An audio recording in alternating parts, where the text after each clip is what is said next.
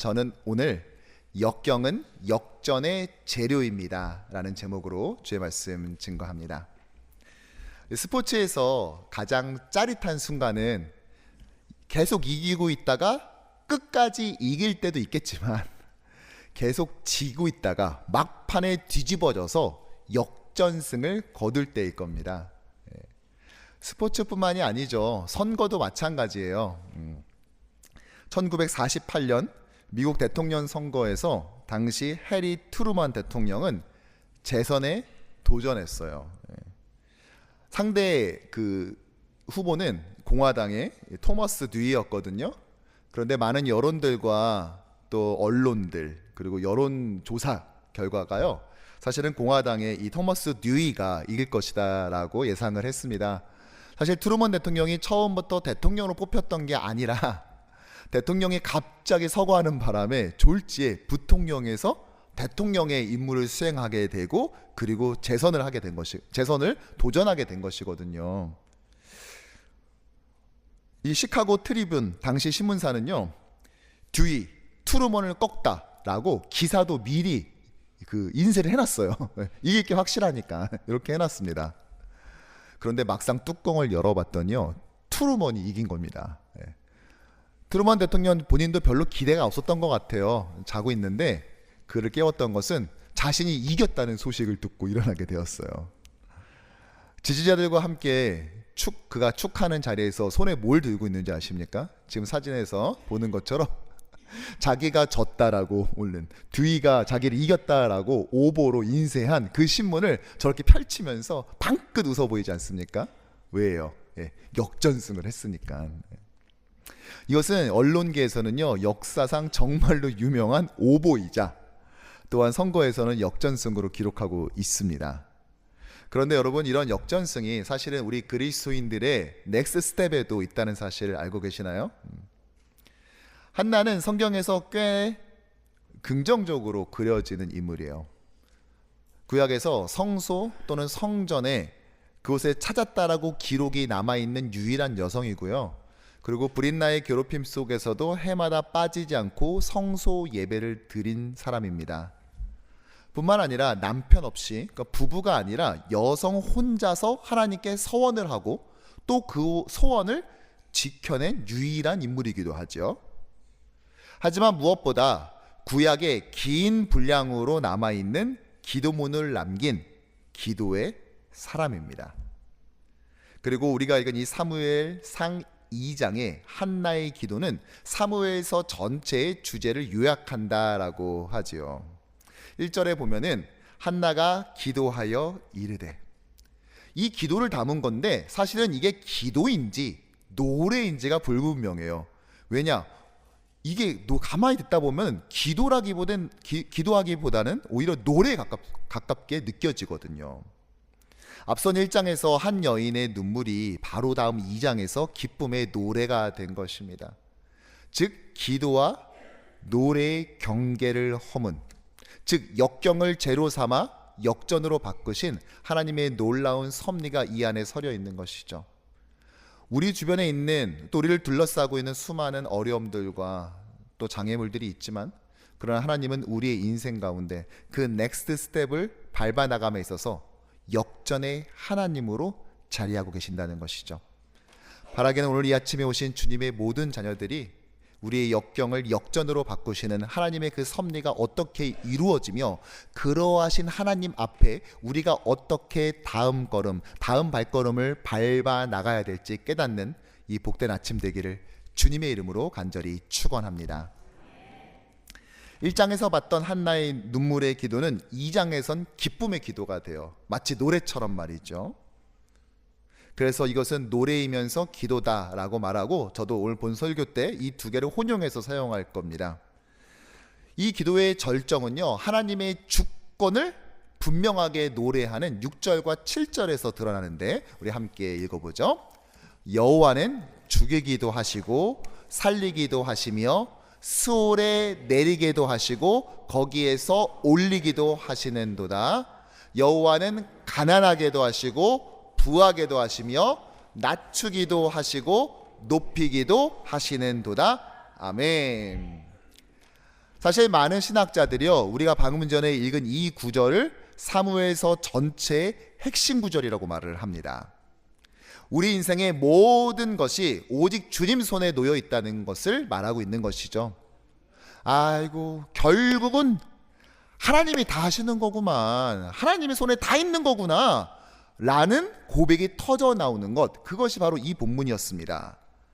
그렇다면 하나님의 주권은 언제 가장 명징하고 또 선명하게 드러날까요? 하나님이 이 모든 것의 주인이고 주권자 되신다는 것을 가장 정확하게 보여주는 그 순간은 언제일까요? 바로 역전의 순간입니다. 오늘 역전의 순간에 대해서 한나는 4절, 5절, 8절에서 이렇게 말하고 있습니다. 시작. 용사의 활은 꺾이고 넘어진 자는 힘으로 띠를 띠도다. 풍족하던 자들은 양식을 위하여 품을 팔고 줄이던 자들은 다시 줄이지 아니하도다. 가난한 자를 진토에서 일으키시며 빈궁한 자를 거름더미에서 올리사 귀족들과 함께 앉게 하시며 영광의 자리를 차지하게 하시는도다. 아멘. 하나님은 역전의 하나님이에요. 빈궁한 자를 거름더미에서 올린다고 하시죠. 제가 전에 한국에서 목회할 때 신방을 갔는데요, 밤에 신방을 갔거든요. 근데 보통 신방을 간다 그러면은 집을 좀 정리해 놓고 방향제도 막 뿌리고 막 이런 때가 있잖아요. 그런데 그 집에 딱 들어서는 순간 그 신발장 근처에서 그 묘한, 별로 이렇게 유쾌하지 않은 냄새가 나는 거예요. 이상하다. 그러면 깔끔하신 분인데 그 집에 가서 이제 신방을 잘 하고 나오는데 또 그 냄새가 나는 거예요. 그래서 제가 지사님, 이게 어쩌면 정화조 문제일 수 있다고, 저도 전에 그런 얘기 들어서 전화번호 받아둔 게 있는데 필요하시면 말씀하세요 그러면서 제가 말했는데, 알고 봤더니요, 제 구두에 제가 가축의 응아를 밟았나 봐요. 제 구두에 묻어 있는 거예요. 그러니까 제가 민폐를 끼친 거죠. 남의 집에 냄새를 묻히고 온 거예요. 여러분, 이게 거름더미라고 했지만 지금이나 화학 비료가 있지, 그 당시 거름, 화학 비료, 이거 전부 다 동물의 분뇨 이런 것들 아닙니까? 썩히고 이런 것들 아니에요? 마치 거기에 사는 것 같았던 자를 일으켜 세우사 귀족들과 함께 앉는 영광의 자리, 즉 역전을 이루시는 하나님이라고 말하고 있는 것이죠. 네, 세상에 이런 순간들이 있습니다. 강한 자는 약해지고 약한 자는 힘을 얻으며 풍족한 자는 굶주리게 되고 초라한 자는 존귀해지는 바로 그 순간들 말이죠. 한나는 바로 그러한 인생의 역전의 순간들을 쭉 나열하고 있어요. 근데 여러분, 이 모든 역전의 순간의 주어는 오직 하나입니다. 누구이십니까? 여호와 하나님. 여호와는 죽이기도 살리기도 하시고 높이기도 낮추기도 하시는 분, 이 사실을, 그분의 정체성을 다름 아닌 역전을 통해서 우리 인생 가운데 깨우치시고 알려주시는 것이죠. 여호와는 다름 아닌 역전의 하나님이신 겁니다. 오늘 한나 역시 자신의 경험을 5절에서 은유적으로 이렇게 말하고 있습니다. 전에 임신하지 못하던 자는 7을 낳았고 많은 자녀를 둔 자는 쇠약하였도다. 물론 한나는 사무엘과 이후 5명을 낳아서 6명을 낳았지만 이때 7이라는 것은 상징적 완전수죠. 텅 빈 것 같은 자기의 인생을 하나님께서 역전시키사 가득 채워주셨다는 것을 상징하고 있습니다. 이렇게 사다리를 놓을 뿐만이 아니라 그 사다리를 순식간에 거꾸로 뒤집으시는 하나님, 이 모든 것의 주권자이시며 역전의 하나님이신 이분 앞에 우린 도대체 어떻게 다음 걸음, 넥스트 스텝을 밟아 나가야 할까요? 많은 사람들이 역전의 하나님이 이야기를 들으면요, 다들 이래요. 역전의 하나님? 잘 됐다. 그러면 내가 지금 힘들어도 하나님께 기도하면 하나님이 한순간에 다 잘 되게 해주시네? 이렇게 하고 끝내버리고 맙니다. 여러분, 그건 하나님이 하실 일들이고 우리는 그 하나님 앞에서 도대체 어떻게 살아나가야 될지를 보는 것이 응당 우리의 마땅한 태도 아니겠습니까?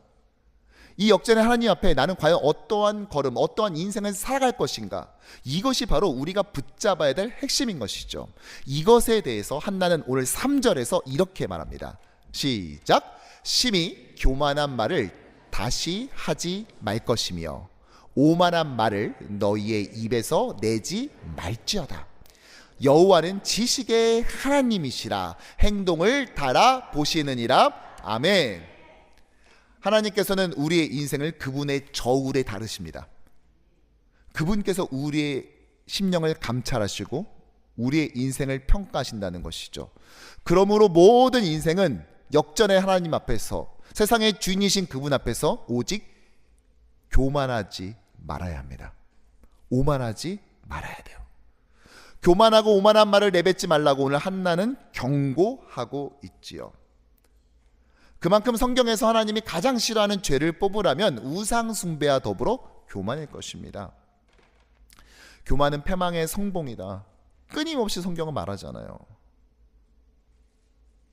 문제는요, 성경에서 말하는 이 교만이 뭐냐 하는 것이죠. 그리고 교만의 반대말이 무엇이죠? 겸손. 그러면 성경이 말하는 겸손은 무엇입니까? 아니, 우리가 생각하는 겸손 말고요. 여러분, 우리가 생각하는 겸손은 어떤 거예요? 자, 지금부터 한번 드러내 볼까요? 자, 지금부터 3초간 겸손합시다. 알았죠? 자, 준비되셨어요? 자, 지금부터 3초간 겸손하는 거예요. 시작. 자, 네. 보통 이렇게 하면은요, 이렇게 일단 두 손을 모아요. 이렇게 살포시 공수를 하고, 그리고 고개를 약간 기울여요. 여기 이러면은 겸손한 겁니까? 이렇게 하면 겸손한 거예요? 물론 이것도 겸손의 하나의 표현일 수는 있죠. 그러나 성경이 우리에게 요구하고 있는 이 절대자 앞에서 보여야 될 겸손은 무엇이냐고요. 저는 오늘 이것을 두 가지로 좀 정리해 보려고 해요. 먼저 첫 번째는요, 겸손은 하나님을 주목하는 겁니다. 우리 함께 읽죠? 겸손은 하나님을 주목하는 것입니다. 아멘.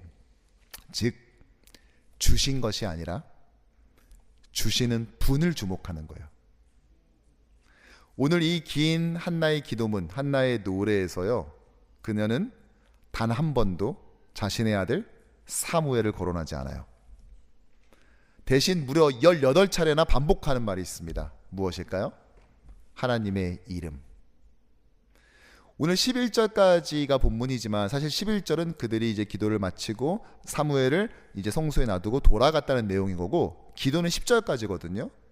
기도가 10절까지인데 18번이나 하나님의 이름을 불러요. 그러니까 한 장당 2번 정도 부른 꼴이죠.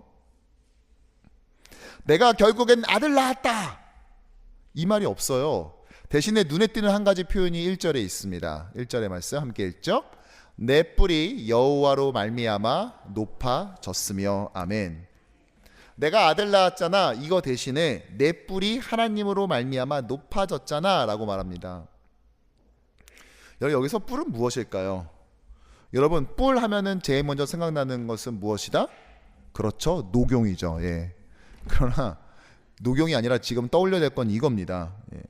이 뿔이라는 것은 히브리어로 케렌이라는 단어거든요. 힘, 능력, 권세, 이런 뜻을 가지고 있어요. 그리고 나아가서 정체성의 의미도 가지고 있습니다. 왜냐?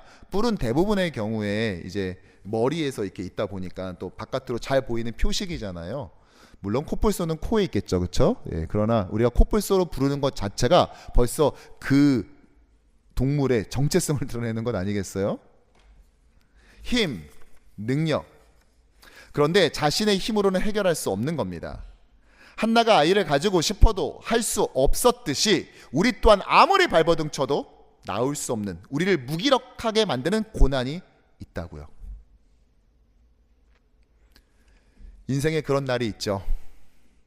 이게 뭐지 하면서 멍한데 그것이 현실이라는 것을 알아챈 순간 그냥 속절없이 무너져 버리는 그런 날.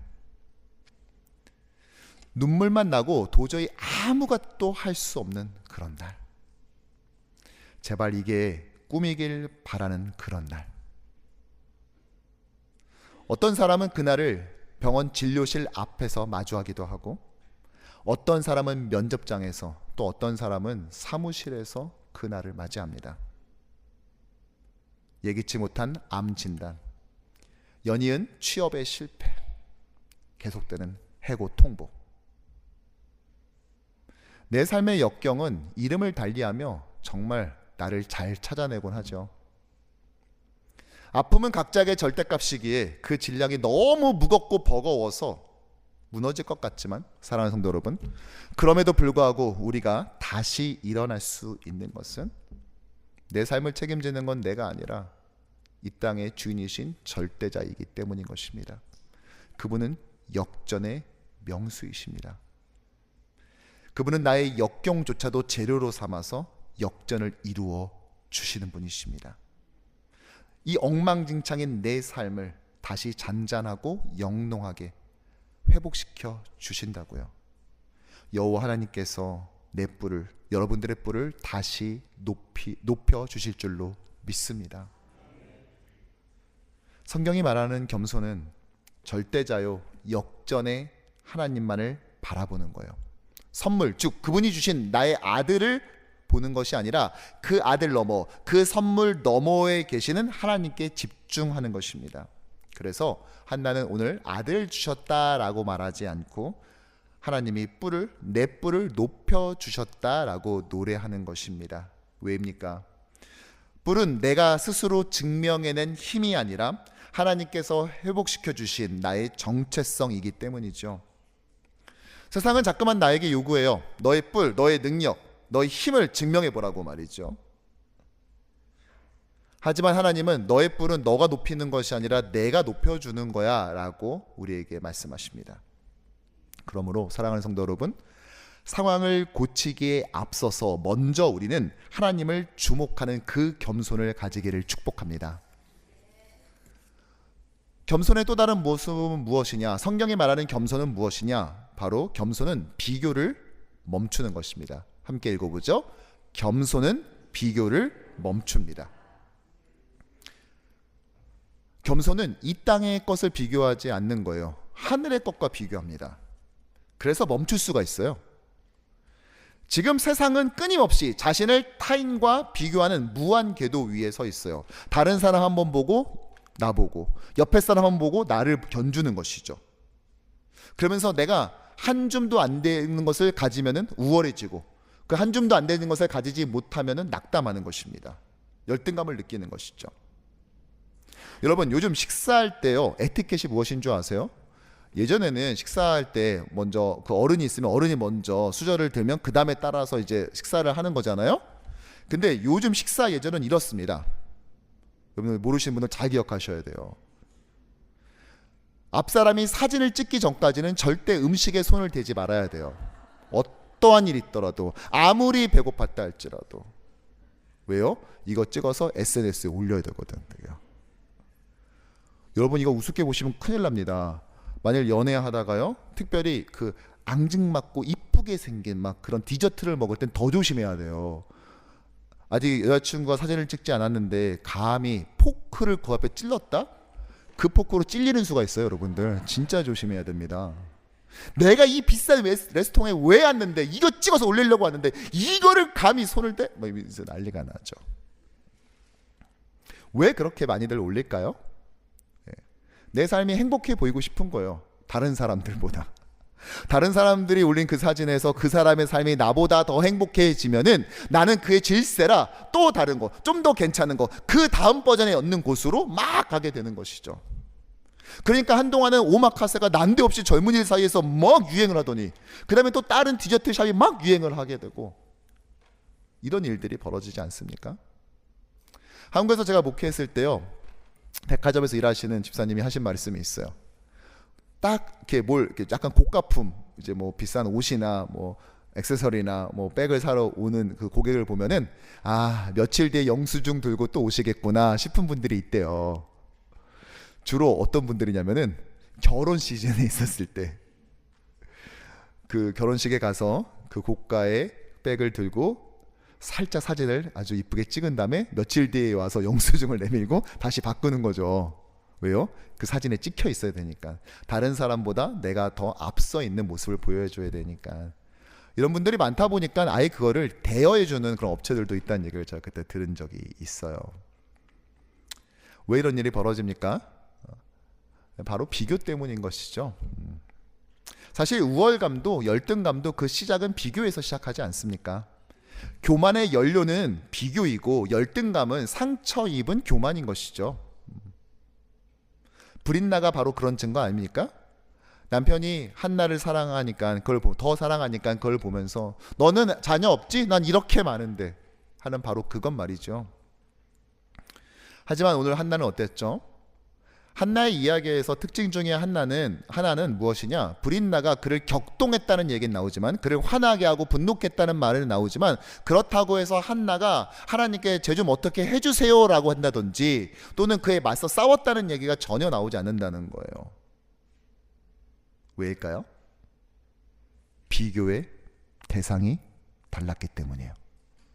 한나는 옆에 있는 사람 보고 나 하나 보고, 옆에 있는 사람 보고 나를 보는 것을 하지 않았습니다. 한나는 어떻게 하냐? 오늘 2절에서 3번이나 반복되는 표현이 있습니다. 함께 읽어보죠. 여호와와 같이 거룩하신 이가 없으시니 이는 주밖에 다른 이가 없고 우리 하나님 같은 반석도 없으심이니이다. 아멘. 없으시니 없고 없으심이니이다. 누구예요? 우리 하나님 같은 분은 없습니다라고 말한다는 거예요. 비교를 어디다 한다? 하늘을 향해서. 땅의 것들을 서로 비교하는 것이 아니라 너 한 줌 있어 두 줌 있어 이걸 하고 있는 것이 아니라 고개를 하늘을 보고 하나님만을 바라보면서 그분과 비교를 좀 해보려고 하는데 그분이 너무 압도적이니까 비교할 수 있는 것 자체를 상실해버렸어요. 내가 압도적이고 내가 훌륭해서가 아니라 내가 주목하고 있는 그분을 보니까 너무 크고 너무 대단하고 너무 위대하니까 뭘 갖다 견주려 해도 할 수 있는 게 없는 거죠. 그러니까 비교를 포기해버린 거예요. 그분의 빛이 너무 밝으니까 다른 빛과 견주기 전에 그냥 그분이 비춰주는 빛으로 이미 나는 기쁨이 충만히 임할 수 있게 된다는 것입니다. 비교를 멈추는 삶. 비교의 늪에서 드디어 탈출하게 되는 것이죠. 반면 나와 다른 사람을 비교하는 것은 자기 스스로를 열등감에 갇히게 하던가 또는 교만에 스스로를 가다 놓게 되죠. 이 끝도 없는 무한 비교 메커니즘 안에 자신을 넣어서 끊임없는 고통을 재생산하게 만듭니다. 즉 비교는 교만이 낳은 습관이고 겸손은 비교를 멈추는 은혜인 것입니다. 사실 오늘 이 설교를 준비하면서요, 이 한나의 기도를 보면서 저는 한 집사님을 떠올리면서 말씀을 준비했어요. 저는 미국에 가족이 한 명도 없어요. 먼 친척조차도 한 명도 없습니다. 대신 동기가 있습니다. 군대 동기냐? 아닙니다. 그러면 신학교 동기냐? 아니에요. 무슨 동기냐면 우리 뉴욕 교신 장로교회 등록 동기예요. 등록 동기. 2022년 10월에 같이 등록했어, 우리가 같은 날. 이분은 이제 중국에서 살다가 미국으로 온 조선족 성도예요. 20여 년 전 중국을 떠나서 그 아들을 동생 집에 맡겨놓고 혼자 이곳에 왔어요. 그리고 열심히 일하면서 그 돈을 벌어서 아들 교육비로 이제 계속 보내주었죠. 그러다가 이제 거의 한 17년 정도 됐을 때 소개를 받아서 이제 권유를 받아서 우리 교회 이제 등록을 이제 하게 되었거든요. 근데 제가 이 집사님 그때는 성도님이었죠. 완전 초신자였으니까요. 이 성도님 우리 교회 딱 등록하고 저희 집에서 제가 초청해서 같이 저녁 식사를 하는데 기도 제목을 제가 여쭤봤어요. 근데 기도 제목이 너무 잊혀지지가 않아요. 무엇이었냐면 말을 할 수 있도록. 말을 할 수 있도록. 아니, 장애를 가진 분도 아닌데 이걸 기도 제목으로 내셨어요. 그래서 저는 한국어를 잘 못하시나? 전 사실 처음에 그렇게 생각을 했거든요. 근데 그게 아니었던 거죠. 20년을 이민 생활을 하면서 뭐 언어의 한계도 있지만 사실 다양한 민족들이 이곳에서 틈바구니 속에서 살아야 되고 이민 1세로서 뿌리내리기가 쉽지 않고 또 여러분 미국 이 뉴욕의 리빙 코스트는 미국 안에서도 굉장히 높잖아요. 허들이 높은 도시 아닙니까? 그런데 자기 혼자 살고 먹는 것이 아니라 자기는 최소한으로 쓰고 최대한 많이 그 아들의 교육비를 지원하고 생활비를 지원하려다 보니 참 많이 힘든 삶을 살았어요. 그런데 진짜 힘든 건 뭐였냐면 사람들이었던 거예요. 사람들에게 배신당하고 모욕당하고 참 무례한 사람들을 대하게 되면서 너무 힘든 거죠. 그렇다고 막 몰려다니면서 다른 사람 같이 흉보고 뭐 이런 성정은 못 되는 거예요. 뭐 그땐 신앙이 없었지만 그런 삶이 자기한테 맞지 않는 거예요. 그러니까 이분이 선택한 게 무엇이다? 그냥 침묵하는 겁니다. 그러다 이 감정이 켜켜이 쌓여버린 거예요. 그리고 너무 그 밀도가 단단하게 굳어진 거죠. 어느 순간인가 말 자체를 못하게 됐어요.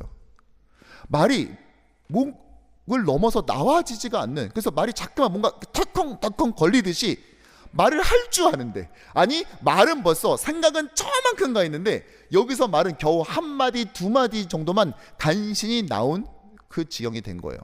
그래서 기도 제목이 말을 할 수 있도록. 그렇게 저한테 기도를 부탁했던 장면이 지금도 제 눈에 선해요. 3년 전 그날이 말이죠.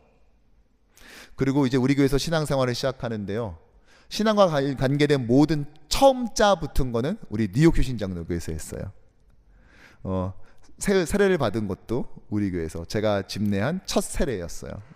우리 교회 부임해서 한 첫 세례. 그리고 태어나서 처음 예배드린 것도 우리 교회가 처음이었어요. 그리고 처음으로 구역이라는 곳에 들어가서 소그룹 안에서 또 어르신들을 섬기고 또 돕는 일들을 같이 했죠. 그리고 처음 선교라는 것을 해서 멕시코에 가서 선교를 하기도 하고 국내 단기 선교에 참여하기도 하고, 또 비교적 최근에는 처음 성가대, 산부 성가대에 들어가서 또 처음으로 성가대로 하나님께 영광을 돌리는 일도 했어요. 그런데 이 과정을 통하여서 어떤 일이 벌어졌냐? 하나님께서는 이 집사님의 그 역경을 역전으로 바꾸어 주셨습니다. 조금씩 말을 하기 시작하는데 어느 순간인가 교회에서 잠깐 스쳐 지나가도 목사님 오늘 예배 이런 게 너무 좋았어요. 저 이런 데서 너무 많이 은혜 받았어요. 뭐 이 말을 너무 쉽고 빠르게 잘 하시는 거예요. 말이 뛰었을 정도가 아니라 나중에는 하나님과의 대화, 즉 기도에도 거침이 없는, 막힘이 없는 분이 되었습니다. 시간만 나면은요, 말씀을 읽고 더 깊은 신앙 안으로 들어가려고 매일마다 애썼어요. 주일 예배뿐만이 아니라 수요 예배, 토요 새벽 예배에도 빠지지 않고 나오셔서 그 말씀을 듣는 그 자리를 누구보다 좋아했어요. 저는 그 동기가 너무 자랑스러웠어요. 왜냐하면은 처음에 왔을 때의 모습을 기억하고 있기 때문에 그렇죠. 그리고 하나님이 시간이 되어서 지난주 월요일 이제 미국에서의 20여 년 동안의 이민 생활을 마치고 이제 아들이 있는 고향으로 이제 돌아가게 하셨습니다.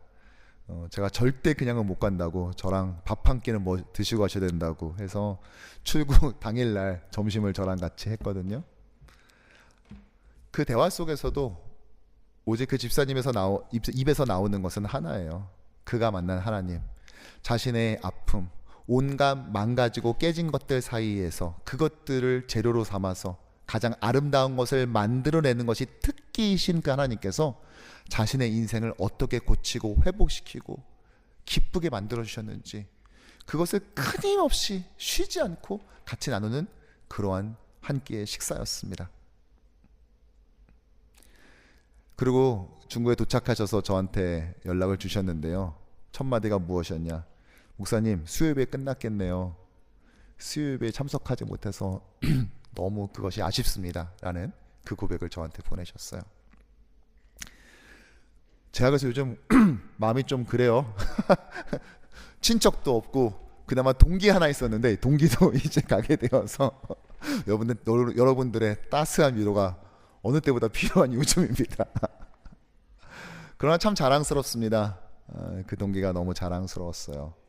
비록 우리 교회에서 처음 세례받고 성도이고 또 집사가 되었지만 저는 목사인 제가 결코 그분보다 그 역전의 하나님을 더 깊게 간절히 붙잡고 있는가라는 질문에 네라고 자신 있게 답하지는 못할 것 같습니다.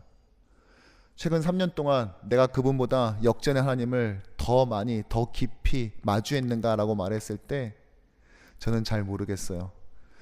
물론 제가 부족하기도 하지만 그분이 만난 그 역전의 하나님이 너무나 뜨겁고 너무나 강렬했음을 지켜보았기 때문이죠. 사랑하는 성도 여러분, 여러분은 어떻습니까? 역경조차 역전의 재료로 사용하시는 하나님 앞에 우리 모두는 겸손해야 돼요.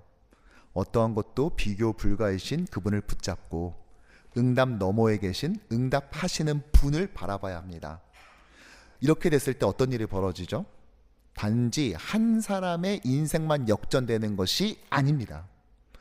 오늘 1절에서 한나는 처음에는 자신의 뿔을 하나님이 높여주셨다고 말했어요. 그렇죠? 그런데 마지막 10절이 어떻게 끝나는 줄 아세요? 이렇게 끝납니다. 시작! 여호와께서 자기 왕에게 힘을 주시며 자기의 기름 부음을 받은 자의 뿔을 높이시리로다. 아멘. 하나님으로 말미암아 자신의 뿔이 높아지고 난 다음에 무엇을 고백하냐? 하나님이 세우실 왕, 기름 부음 받은 자도 하나님께서 높여주신다라는 굉장히 의미심장한 예언적 고백을 해요. 물론 이것은 사무엘서를 볼 때 분명 이제 세워질 다윗을 말합니다. 사사기의 영적 암흑을 끝내버리고 이제 반전의 역사, 역전의 역사를 쓴 그 다윗 말이죠. 그러나 다윗만은 아닙니다. 다윗을 넘어서 한참 시간이 지나고 난 다음에 이 땅에 임하신 진정한 왕이요 진정한 기름 부음 받은 메시아이신 예수 그리스도까지 내다보는 그런 예언적 노래요 고백이 된 줄로 믿습니다. 물론 당시에 한나가 어느 정도 이러한 메시아적 예언의 특성을 가지고 있는지 본인 스스로가 인지했는지는 알 수가 없죠. 그러나 한 가지 분명한 것은 무엇입니까? 이것은 한 사람의 인생 역전으로 끝나지 않았다는 사실입니다. 다음 슬라이드 보여주실까요? 오늘 이 사무엘상의 한나의 노래는 사무엘 하의 다윗의 노래로 이어집니다. 그리고 이어서 누가복음, 신약의 누가복음의 마리아의 노래로 결국은 귀결되어 이 땅에 오신 예수 그리스도를 보여줍니다. 무슨 말입니까? 사단의 권세를 깨트린 하나님의 구속사의 대역전을 보여주게 된 것이죠. 한나의 노래는 하나님의 역전의 시작을 알렸고 다윗의 노래는 그 역전이 역사 속에 실제로 이루어짐을 증명했으며 마리아의 노래는 그 역전이 그리스도 안에서 성취되었음을 우리에게 선포하고 있는 것입니다. 즉 한나의 역경은 개인을 넘어서 민족과 인류의 역전의 재료가 된 줄로 믿습니다. 그리고 이제 우리 차례죠. 우리의 역경이 하나님의 재료가 되어서 역전의 역사를 쓸 줄로 믿습니다. 다만 우리가 해야 될 것은 오직 하나님만을 주목하는 그 겸손을 가지고 그분 앞에 나아가는 것, 그것만이 그것만이 있는 것이죠. 우리 옆에 있는 분들과 이렇게 인사하시죠. 역경은 역전의 재료입니다. 역경은 역전의 재료입니다. 우리 앞뒤도 인사할까요? 하나님은 역전의 명수입니다. 하나님은 역전의 명수입니다. 아멘, 아멘. 여러분들의 삶에서 반드시 역전의 명수이신 하나님의 능력이 보여지고 체험되기를 축복합니다. 말씀을 정리하죠. 우리는 흔히 역경을 실패의 증거라고 생각하죠. 그러나 한나의 노래는, 이 기도는 분명히 말합니다. 역경은 끝이 아니라 하나님 손에 놓여진 재료라고 말이죠. 한나의 상황은 한 번에 뒤집히지는 않았어요. 그녀의 고통은 마치 영원히 계속될 것처럼 여겨졌던 그런 순간이 있었습니다.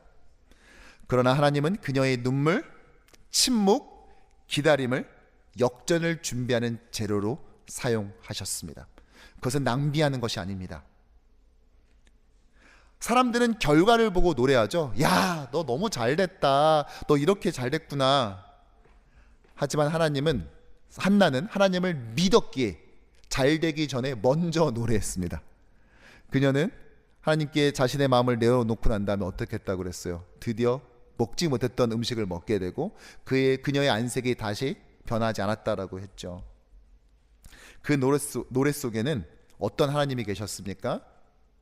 낮은 자를 높이시고 교만한 자를 낮추시며 아직 보이지 않는 미래의 역전을 선포하시는 하나님을 그녀는 만났습니다. 오늘 저와 여러분들의 삶에도 여전히 풀리지 않는 문제가 있고 설명되지 않는 고통이 있으며 아직 바뀌지 않은 현실이 있습니다. 그러나 여러분 기억하십시오. 하나님께서는 우리를 역경 가운데 내버려 두시지 않습니다. 그분은 이것을 반드시 역전으로 바꾸어 주십니다. 그러므로 오늘 낙심하지 말고 지금의 눈물이 헛되지 않은 줄 알며 오직 하나님만을 우리 함께 바라봅시다. 그것을 성경은 겸손이라 이름 붙여주며 결국 그 겸손한 자들의 삶을 역전의 역사를 맛보게 하실 줄로 믿습니다. 그냥 처음부터 잘된 사람은 절대로 맛볼 수 없는, 오직 역경 가운데 있다가 하나님에 의해서 높여진 자만이 맛볼 수 있는 그 기쁨 가운데 거하게 되는 것이죠. 바라기는 새롭게 시작하는 이번 한 주, 우리 이민 생활을 둘러싸고 있는 어떠한 역경일지라도 그것을 재료 삼으사 반드시 우리를 역전케 하시는 하나님의 그 구원을 믿으며 담대히 나가는 우리 모두가 되기를 주님의 이름으로 간절히 축원합니다.